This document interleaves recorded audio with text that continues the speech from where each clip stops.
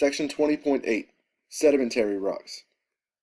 Sedimentary rocks are most common in the upper part of Earth's crust. This is where you're going to find almost all of the rocks you'll find if you just go looking around and find some are sedimentary rocks. They form from things just being collected over time. They cover about 2/3 of the Earth's surface, and they contain remains of organisms and older rocks.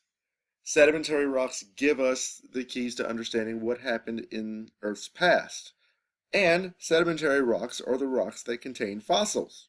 We can classify sedimentary rocks into two different types of groups based on the kinds of sediment that form those particular rocks.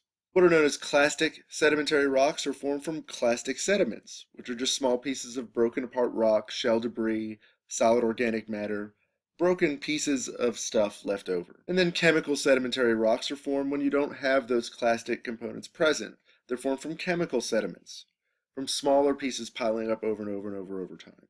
So for example, a clastic sedimentary rock you may find just on the side of the road somewhere where you have a bunch of stuff that just kind of formed into a rock over time.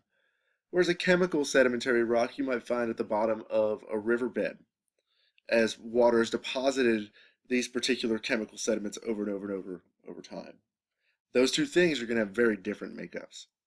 So sedimentary rock forms in 4 different stages. The first stage is what's known as weathering.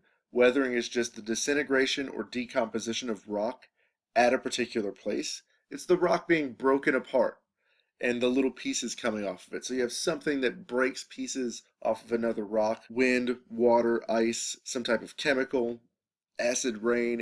Anything can break little pieces of a rock off of a rock. There are ways that weathering can occur. Mechanical weathering occurs when the rock is physically broken, so something hits it and breaks it. And then you have chemical weathering, which comes about from chemical reactions, things like acid rain. Once you have these particles, the next step in the sedimentary rock formation process is erosion. Erosion is when those particles are removed and transported away. They are moved somewhere else completely. Erosion is the physical act of the movement of those particles. Weathering occurs in place. It is the rock being broken down. Erosion is the rock being moved. The most dominant agent for erosion is running water. Water moves almost all of the sediment on the earth. It does the most work as compared to wind or ice. Eventually that sediment will come to rest. It is deposited somewhere, so deposition is the next step. The particles come to rest. They just land in some place. And over time, the older particles wind up at the bottom. The younger particles wind up at the top as they pile up. Larger particles tend to be deposited first because they're heavier, they're harder to move, and so they drop first. Lighter particles tend to travel the furthest. And then finally, once you have those sediments resting in place over time, sedimentation will occur. This is when the sediments undergo what's known as lithification, or a conversion to rock.